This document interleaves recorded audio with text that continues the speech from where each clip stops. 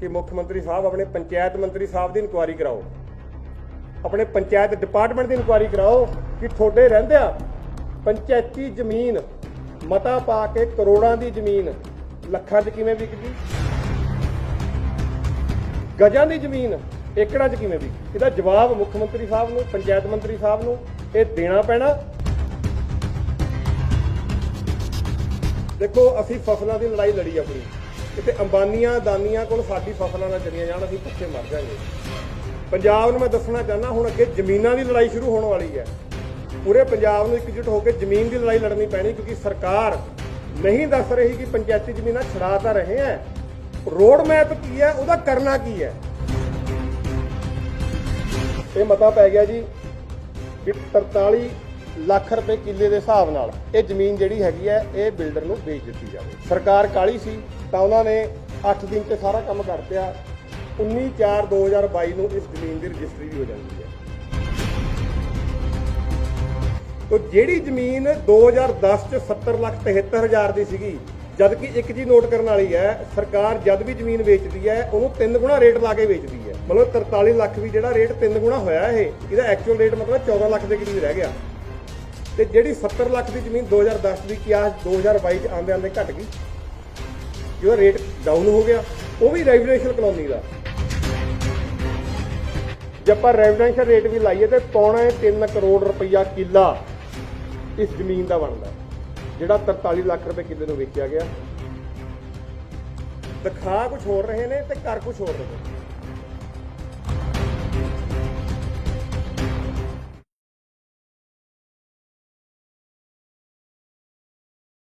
दिखा कुछ हो रहे ने ते कर कुछ हो रहे ने। सेम उस तरह ही साडे मानयोग पंचायत मंत्री साहब माझे के रहने वाले ने, माझे तो MLA ने, पर माझे च नहीं बढ़ रहे। मालवे नूं मोढे ते रख के परना चक के हत्थ फड़ के डांग मालवे वल नूं होए ने कि असीं पंचायती जमीनां छड़ाणियां ने। जिवें प्रोफैसर साहब ने कहा कि जस्टिस कुलदीप सिंह की रिपोर्ट ही शायद पढ़ लेंदे। ये मेरे को सब कमेटी की रिपोर्ट है पंजाब सरकार की, जिस सिद्धू साहब ते होर कई मंत्री उन्होंने रिपोर्ट बनाई सी नजायज़ कब्जिया की। इस जस्टिस रंजीत सिंह की रिपोर्ट का भी हवाला है। जस्टिस रंजीत सिंह की रिपोर्ट मेरे को भी पई है, मेरे फोन के पई है। जे सिर्फ और सिर्फ चंडीगढ़ पैरीफेरी की जमीन नूं हत्थ पाया जाए तो इन्हों रोज़ लोगों च जाके गरीबां की, नो डाउट जिहड़े पॉलिटिशियन जमीन छड़ाओ असीं नाल है, पर जिवें पहला प्रोफैसर साहब ने दस्सिया जिहड़े बेचारे गरीब ने जिन्होंने पता ही नहीं भी मैं आह 1.5 किला खरीद लिया अपनी कल्टीवेशन वास्ते, अपनी खेती वास्ते, उन्होंने पता ही नहीं पंचायत की जमीन खरीदना लीगल है या इलीगल है, तो उहदे नाल धक्का सरकार कर रही है। इन्हों हत्थ क्यों नहीं पा रही?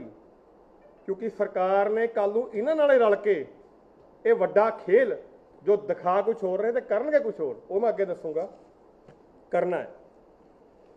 मैं सीधे तौर पर मुख्यमंत्री साहब ने कल भी अपील की थी कि अज WhatsApp नंबर भी जारी करना है। जे प्रैस कॉन्फ्रेंस होंदे होंदे WhatsApp नंबर जारी हो गया तो यह कागजां ते कंप्लेंट के नाल मैं WhatsApp नंबर ते कंप्लेंट फाइल करूँगा कि मुख्यमंत्री साहब अपने पंचायत मंत्री साहब की इंक्वायरी कराओ, अपने पंचायत डिपार्टमेंट की इंक्वायरी कराओ कि थोड़े रहिंदियां पंचायती जमीन मता पा के करोड़ों की जमीन लखां च किवें विक गई, गजां की जमीन एकड़ां च किवें विक गई। ਇਹਦਾ जवाब मुख्यमंत्री साहब नूं, पंचायत मंत्री साहब नूं ये देना पैना।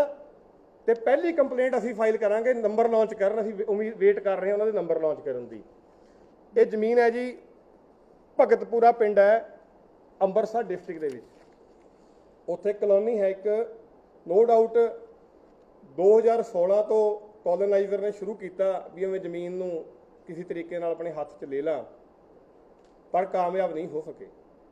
पर जिमें सरकार आई, नवी सरकार आई, उन्होंने 19 दिन से बिल्डर साहब नूं कामयाब कर दिया तो पंचायती जमीन उन्होंने हवाले करती।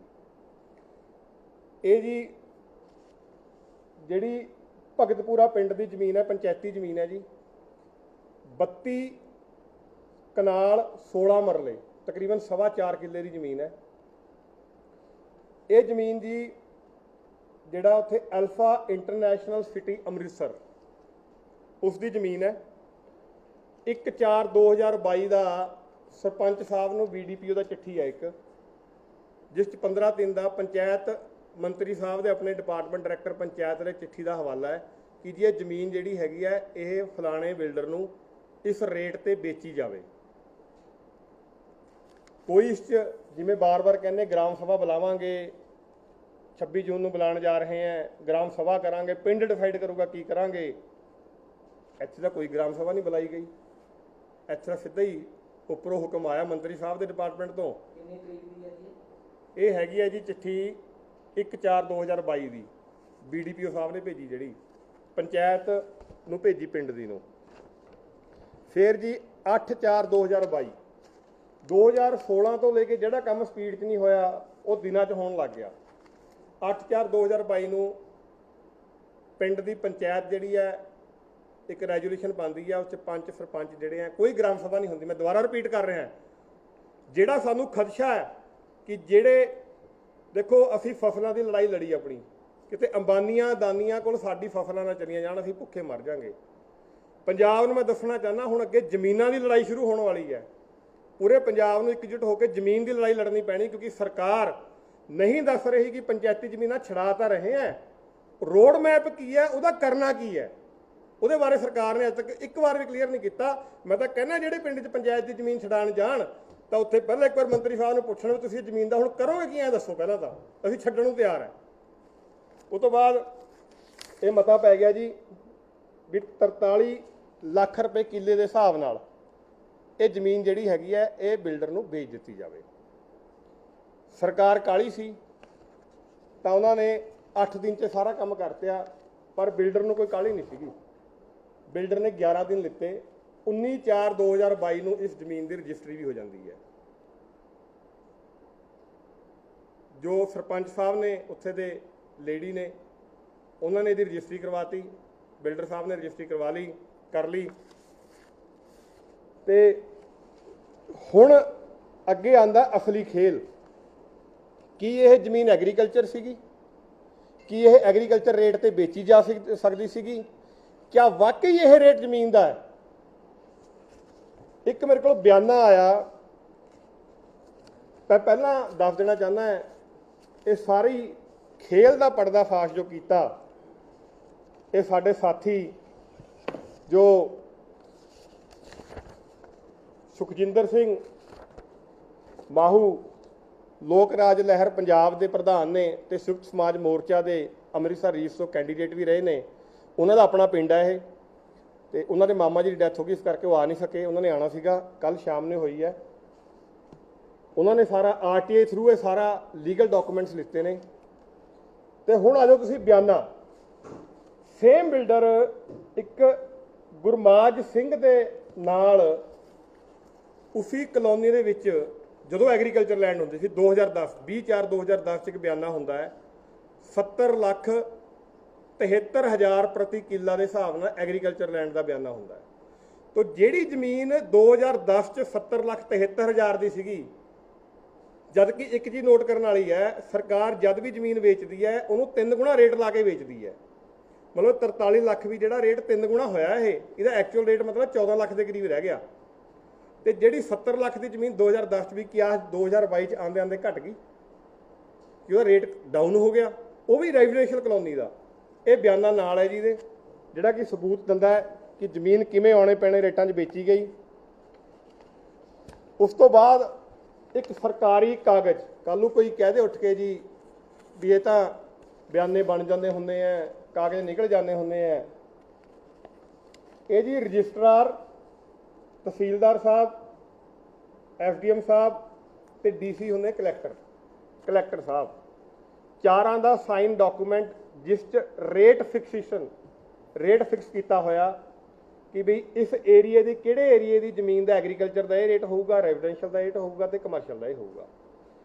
ਤੇ ਜੇ ਆਪਾਂ ਕਾਰਨਰ ਤੇ ਜਾਈਏ, ਅਲਫਾ ਇੰਟਰਨੈਸ਼ਨਲ ਸਿਟੀ ਜਿਹੜੀ ਅੰਮ੍ਰਿਤਸਰ ਹੈਗੀ ਹੈ, ਜਿਹੜੀ ਇਹ ਪਿੰਡ ਦੀ ਅਲਫਾ ਇੰਟਰਨੈਸ਼ਨਲ ਸਿਟੀ ਹੈ, ਇਹਦਾ 2020 ਤੇ 21 ਦਾ ਰੇਟ ਸੀਗਾ 5,663 ਰੁਪਏ 5 ਪੈਸੇ ਪਰ ਸਕੁਅਰ ਯਾਰਡ ਗਜਾਂ 'ਚ, ਤੇ ਕਮਰਸ਼ੀਅਲ ਦਾ ਸੀਗਾ 13,081.5 ਪਰ ਸਕੁਅਰ ਯਾਰਡ 2020-21 ਦਾ। ਪ੍ਰਪੋਜ਼ਡ ਰੇਟ 2021-22 ਦਾ ਹੈਗਾ ਜਿਹੜਾ ਹੁਣ ਹੈ ਉਹ ਹੈਗਾ 5600 ਪਰ ਸਕੁਅਰ ਯਾਰਡ ਤੇ 14,000 ਕਮਰਸ਼ੀਅਲ। ਔਰ ਹੈਰਾਨੀ ਦੀ ਗੱਲ ਹੈ ਜਿਹੜੀ ਸਾਡੀ ਮਾਨਯੋਗ ਸਰਕਾਰ ਨੇ, ਪੰਚਾਇਤੀ ਜ਼ਮੀਨਾਂ ਛਡਾਉਣ ਵਾਲੀ ਸਰਕਾਰ ਨੇ, ਪੰਚਾਇਤੀ ਮੰਤਰੀ ਜਿਹੜੇ ਮਾਲਵੇ 'ਚ ਭੱਜੇ ਫਿਰਦੇ ਨੇ ਮਾਝਾ ਛੱਡ ਕੇ, ਉਹਨਾਂ ਨੇ ਆਪਣੇ ਘਰ ਤੇ ਮਹਿਜ 39 ਕਿਲੋਮੀਟਰ ਤੇ ਇਸ ਕਾਲਮ 'ਚ ਇਸ ਏਰੀਏ ਦੀ ਲੈਂਡ 'ਚ ਐਗਰੀਕਲਚਰ ਦਾ ਰੇਟ ਹੈ ਹੀ ਨਹੀਂ ਐਪਲੀਕੇਬਲ। ਇੱਥੇ ਸਿਰਫ ਔਰ ਸਿਰਫ ਕਮਰਸ਼ੀਅਲ ਤੇ ਰੈਜ਼ੀਡੈਂਸ਼ੀਅਲ ਰੇਟ ਲੱਗਦਾ ਹੈ।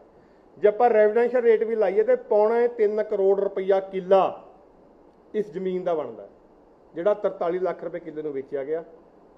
ਸੋ ਇਹੀ ਅਸੀਂ ਸਰਕਾਰ ਨੂੰ ਪੁੱਛਦੇ ਹਾਂ ਤੇ ਇਹੀ ਲੋਕਾਂ ਨੂੰ ਕਹਿੰਦੇ ਆ। ਅੱਜ ਇੱਕ ਮੁਹਿੰਮ ਵੀ ਸ਼ੁਰੂ ਕਰਾਂਗੇ, ਐਂਡ 'ਚ ਦੱਸਾਂਗੇ। ਇਹੀ ਲੋਕਾਂ ਨੂੰ ਕਹਿੰਦੇ ਸਰਕਾਰ ਨੂੰ ਰਹੇ ਨੇ।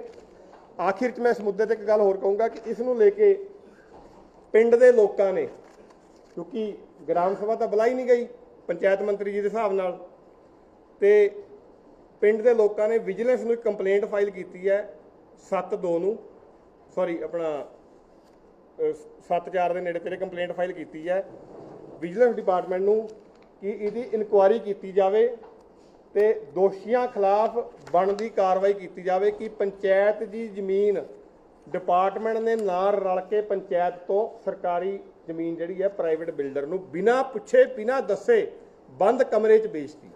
ਇਹ ਸਾਈਨ ਨੇ ਉਹਨਾਂ ਦੇ ਪਿੰਡ ਵਾਲਿਆਂ ਦੇ। ਦੇਖੋ, ਪੰਚਾਇਤ ਚਾਹੇ ਜੇ ਜ਼ਮੀਨ ਵੇਚ ਵੀ ਸਕਦੀ ਹੈ, ਅਕੋਰਡਿੰਗ ਟੂ ਸਿਚੁਏਸ਼ਨ ਹੁੰਦਾ ਹੈ, ਪਰ ਉਹ ਅਪਰੂਵਲਸ ਲੈਣੀ ਪੈਂਦੀਆਂ ਪੰਚਾਇਤ ਮੰਤਰੀ, ਡਿਪਾਰਟਮੈਂਟ, ਫਿਰ ਸਾਰਾ ਪਰਮਿਸ਼ਨਾਂ ਤੋਂ ਬਾਅਦ ਸਾਰਾ ਕੁਝ ਹੋ ਸਕਦਾ ਹੈ। ਪਰ ਤੁਸੀਂ ਇਹ ਥੋੜੀ ਹੈ, ਹੁਣ ਮੋਹਾਲੀ 'ਚ ਜ਼ਮੀਨ ਨੂੰ ਲੈ ਕੇ ਧਰਨੇ ਲੱਗੇ ਹੋਏ ਨੇ। ਸੜਕਾਂ 'ਚ ਆਉਂਦੀ ਜ਼ਮੀਨ ਨੂੰ, ਇਲੈਕਸ਼ਨ ਹਾਈਵੇ ਤੋਂ ਲੈ ਕੇ ਜ਼ਮੀਨਾਂ ਨੂੰ ਲੈ ਕੇ ਧਰਨਾ ਚੱਲ ਰਿਹਾ ਡੀਸੀ ਆਫਿਸ ਦੇ ਬਾਹਰ ਕਈ ਦਿਨਾਂ ਤੋਂ। ਤੇ ਉਹਨਾਂ ਦਾ ਇਹੀ ਕਹਾਣੀ ਹੈ ਕਿ ਸਾਨੂੰ ਜੀ ਆਉਣੇ ਪਾਉਣੇ ਰੇਟਾਂ ਤੇ ਸਾਡੀ ਕਰੋੜਾਂ ਦੀ ਜ਼ਮੀਨ ਨੂੰ ਲੱਖਾਂ ਦੇ ਵਿੱਚ ਖਰੀਦ ਕੇ ਸਰਕਾਰ ਜਿਹੜੀ ਹੈ ਅਕਵਾਇਰ ਕਰਕੇ ਸਾਨੂੰ ਤਾਂ ਕੱਖ ਤਾਂ ਨਹੀਂ ਛੱਡ ਰਹੀ। ਉਹ ਧਰਨੇ ਲਾ ਰਹੇ ਨੇ। 18 ਨੂੰ ਹੁਣ ਮੈਂ ਪੰਜਾਬੀਆਂ ਨੂੰ ਬੇਨਤੀ ਵੀ ਕਰਦਾ, ਮੋਹਾਲੀ ਜ਼ਿਲ੍ਹੇ ਦੇ ਲੋਕਾਂ ਨੂੰ ਵੀ, ਉਹਨਾਂ ਨੇ 18 ਨੂੰ ਧਰਨਾ ਫਿਰ ਉਹ ਲਿਖਿਆ 18 ਦੀ ਕਾਲ ਦਿੱਤੀ ਹੈ ਕਿ ਸਵੇਰੇ 9 ਵਜੇ ਡੀਸੀ ਆਫਿਸ ਦੇ ਬਾਹਰ ਪਹੁੰਚੋ ਤੇ ਸਾਰੇ ਪਹੁੰਚਣ, ਸਾਥ ਦੇਣ। ਨਾਲ ਮੈਂ ਬੇਨਤੀ ਕਰਦਾ ਹੱਥ ਜੋੜ ਕੇ, ਖਰੜ ਤੋਂ ਐਮਐਲਏ ਮੈਡਮ ਅਨਮੋਲ ਗਗਨ ਮਾਨ ਜੀ, ਮੈਨੂੰ ਯਾਦ ਹੈ ਉਹੀ ਜਿਹੜੀਆਂ ਜ਼ਮੀਨਾਂ ਅਕਵਾਇਰ ਹੋਈਆਂ ਸੀਗੀਆਂ ਸੜਕਾਂ ਵਾਸਤੇ, ਬਕਾਇਦਾ ਗੱਡੀ ਚੱਕ ਕੇ ਮਾਨਸਾ ਗਏ ਸੀ ਧਰਨੇ ਵਿੱਚ, ਔਰ ਕਹਿ ਰਹੇ ਸੀ ਸਰਕਾਰ ਧੱਕਾ ਕਰ ਰਹੀ ਹੈ। ਤੇ ਹੁਣ ਤਾਂ ਤੁਹਾਡੇ ਆਪਣੇ ਮੋਹਾਲੀ ਦੇ ਵਿੱਚ ਧਰਨਾ ਲੱਗਿਆ ਹੋਇਆ, ਤੇ ਮੇਰੀ ਉਹਨਾਂ ਨੂੰ ਬੇਨਤੀ ਹੋਗੀ 18 ਤਰੀਕ ਨੂੰ ਉਹ ਵੱਧ ਚੜ ਕੇ ਹਿੱਸਾ ਲੈਣ ਤੇ ਆ ਕੇ ਆਪਣੀ ਸਰਕਾਰ ਦੇ ਖਿਲਾਫ ਹੀ ਆਪਣੀ ਸਰਕਾਰ ਨੂੰ ਸਵਾਲ ਕਰਨ ਕਿ ਹੁਣ ਤੁਸੀਂ ਇਹਨਾਂ ਨਾਲ ਧੱਕਾ ਕਿਉਂ ਕਰਨ ਲੱਗੇ ਹੋਏ ਹੋ। ਅਗਲਾ ਟੌਪਿਕ ਜਿਹੜਾ ਅਗਲਾ ਮੁੱਦਾ, ਮੇਨ ਮੁੱਖ ਮੁੱਦਾ ਹੋਰ ਵੀ ਹੈਗਾ, ਉਹ ਹੈਗਾ ਜਿਹੜੀਆਂ ਸਾਡੇ ਵੀਰ ਆਏ ਹੋਏ ਨੇ ਕਿਸਾਨ ਯੂਨੀਅਨ ਤੋਂ, ਬਾਰਡਰ ਦੀ ਜ਼ਮੀਨਾਂ ਜਿਹੜੀਆਂ ਹੈਗੀਆਂ ਨੇ ਤੇ ਸਰਕਾਰਾਂ ਕਿਵੇਂ ਸਾਡੇ ਬਾਰਡਰ ਦੇ ਕਿਸਾਨਾਂ ਨਾਲ ਧੱਕਾ ਕਰ ਰਹੀ ਹੈ। ਜਿਵੇਂ ਦੱਸਿਆ ਕਿ ਜਿਹੜੀ ਬਾਰਡਰ ਦੀ ਜ਼ਮੀਨ ਹੈ ਤਕਰੀਬਨ 21,300 ਦੇ ਕਰੀਬ ਏਕੜ ਜ਼ਮੀਨ ਜਿਹੜੀ ਹੈ ਤਾਰ ਦੇ ਉਸ ਪਾਰ ਹੈ। 44 ਫੁੱਟ ਤਕਰੀਬਨ ਸਣੇ ਤਾਰ, ਸਣੇ ਜਿਹੜਾ ਪੈਟਰੋਲਿੰਗ ਦਾ ਰਸਤਾ, ਉਹ ਸਭ ਨੂੰ ਲਾ ਕੇ 44 ਫੁੱਟ ਜਿਹੜੀ ਹੈ ਉਹ ਜ਼ਮੀਨ ਹੈ ਤੇ 530 ਕਿਲੋਮੀਟਰ ਦਾ ਬਾਰਡਰ ਹੈ। 6 ਜ਼ਿਲ੍ਹੇ ਪੈਂਦੇ ਨੇ ਤੇ 220 ਪਿੰਡ ਪੈਂਦੇ ਨੇ। ਸਾਡੇ ਕਿਸਾਨ ਵੀਰਾਂ ਨੇ ਜੈ ਜਵਾਨ ਜੈ ਕਿਸਾਨ ਦਾ ਨਾਰਾ ਬੁਲੰਦ ਰੱਖਦੇ ਹੋਏ ਆਪਣੀ ਜ਼ਮੀਨ ਸਰਕਾਰ ਨੂੰ ਸਮਰਪਿਤ ਕਰਤੀ ਕਿ ਸਾਡੇ ਦੇਸ਼ ਦੀ ਸੁਰੱਖਿਆ, ਸਾਡਾ ਦੇਸ਼ ਸੁਰੱਖਿਅਤ ਰਹੇ, ਸਾਡੇ ਦੇਸ਼ ਦੀ ਸੁਰੱਖਿਆ 'ਚ 1% ਵੀ ਕੁਤਾਹੀ ਨਾ ਹੋਵੇ, ਸਾਡੇ ਜਵਾਨ ਸਾਡੇ ਦੇਸ਼ ਦੀ ਰੱਖਿਆ ਕਰਨ। ਪਰ ਉੱਥੇ ਹੀ ਸਾਡੇ ਬਾਰਡਰ ਦੇ ਕਿਸਾਨਾਂ ਨੂੰ ਕਿਵੇਂ ਸਰਕਾਰਾਂ ਵੱਲੋਂ ਤਸ਼ੱਦਦ ਸਹਿਣੀ ਪੈ ਰਹੀ ਹੈ, ਉਹ ਮੈਂ ਤੁਹਾਡੇ ਸਾਹਮਣੇ ਥੋੜ੍ਹਾ ਜਿਹਾ ਇਨ ਬਰੀਫ ਦੱਸੂੰਗਾ, ਬਾਕੀ ਡਿਟੇਲ ਸਾਡੇ ਵੀਰ ਦੱਸਣਗੇ। 2014 'ਚ ਇੱਕ ਰੇਟ ਫਿਕਸ ਹੋਏ 65,000 ਰੁਪਇਆ, ਜਿਹੜਾ ਕਿ ਸੈਂਟਰ ਸਰਕਾਰ ਤੇ ਸਟੇਟ ਸੂਬੇ ਨੇ 50-50 ਦੇ ਰੇਸ਼ੋ ਨਾਲ, ਅੱਧੇ ਦੇ ਰੇਸ਼ੋ ਨਾਲ ਪੈਸੇ ਦੇਣੇ ਸੀਗੇ ਐਜ਼ ਏ ਕੰਪਨਸੇਸ਼ਨ, ਹਰ ਸਾਲ ਐਨੂਅਲੀ ਮਿਲਣੇ ਸੀਗੇ। 65,000 ਕੁਝ ਵੀ ਨਹੀਂ ਹੁੰਦਾ ਸਾਲ ਦਾ। ਫਿਰ ਦੁਬਾਰਾ ਇਹਨਾਂ ਨੇ ਕੇਸ ਫਾਈਲ ਕੀਤਾ, ਦਾ ਪੰਜਾਬ ਬਾਰਡਰ ਕਿਸਾਨ welfare society versus union of India, Punjab ਸਰਕਾਰ ਵੀ ਇਸ ਪਾਰਟੀ ਸੀ। ਤੇ ਉਸ ਤੋਂ ਬਾਅਦ ਇੱਕ ਕਮੇਟੀ ਬਣੀ, ਕਮੇਟੀ ਨੇ 10,000 ਦੀ ਰਿਕਮੈਂਡੇਸ਼ਨ ਦਿੱਤੀ ਆਨਰੇਬਲ ਹਾਈ ਕੋਰਟ ਨੂੰ, ਤੇ 2015 'ਚ ਆਰਡਰ ਹੋਇਆ ਕਿ ਇੱਕ ਤਾਂ 10,000 ਰੁਪਇਆ ਰੇਟ ਦਿੱਤਾ ਜਾਵੇ, 5,000 ਸੈਂਟਰ ਤੋਂ ਆਉਣਾ, 5,000 ਸਟੇਟ ਨੇ ਦੇਣਾ, ਤੇ ਦੂਜਾ ਇੱਕ ਟ੍ਰਿਬਿਊਨਲ ਬਣਾਇਆ ਜਾਵੇ ਕਿ ਇਹਨਾਂ ਦਾ ਪੱਕਾ ਇਲਾਜ ਕੀਤਾ ਜਾਵੇ, ਕਿ ਇਹਨੂੰ ਨੋਟੀਫਾਈ ਕੀਤਾ ਜਾਵੇ, ਨੋਟੀਫਾਈ ਕਰਕੇ ਇਹਨਾਂ ਦੀ ਲੈਂਡ ਅਕਵਾਇਰ ਕੀਤਾ ਜਾਵੇ, ਇਹਨਾਂ ਨੂੰ ਬਣਦਾ ਕੰਪਨਸੇਸ਼ਨ ਦਿੱਤਾ ਜਾਵੇ ਤਾਂ ਕਿ ਰੋਜ਼-ਰੋਜ਼ ਦਾ ਕੰਮ ਖਤਮ ਹੋ ਜਾਵੇ। ਪਰ ਸਰਕਾਰਾਂ ਨੇ ਟ੍ਰਿਬਿਊਨਲ ਬਣਾ ਤੇ ਅੱਜ ਤੱਕ ਸ਼ਾਂਤ ਰਹੀਆਂ। ਤੇ ਮੈਂ ਬੇਨਤੀ ਕਰੂੰਗਾ ਆਪਣੇ ਵੀਰ ਨੂੰ ਕਿ ਉਹ ਅੱਗੇ ਇਸ ਮੁੱਦੇ ਤੇ ਗੱਲ ਕਰਨ ਖੁੱਲ੍ਹ ਕੇ, ਕਿਉਂਕਿ ਉਹ ਗਰਾਊਂਡ ਸਿਚੁਏਸ਼ਨ ਜਾਣਦੇ ਨੇ, ਅਸੀਂ ਤਾਂ ਸਿਰਫ ਲੀਗਲ ਤੇ ਟੈਕਨੀਕਲ ਗੱਲ ਕਰ ਸਕਦੇ ਹਾਂ। ਤੇ ਉਸ ਤੋਂ ਬਾਅਦ ਮੈਂ ਫਿਰ ਇਸੇ ਮੁੱਦੇ 'ਤੇ 2 ਲਾਈਨਾਂ ਫਿਰ ਬੋਲੂੰਗਾ।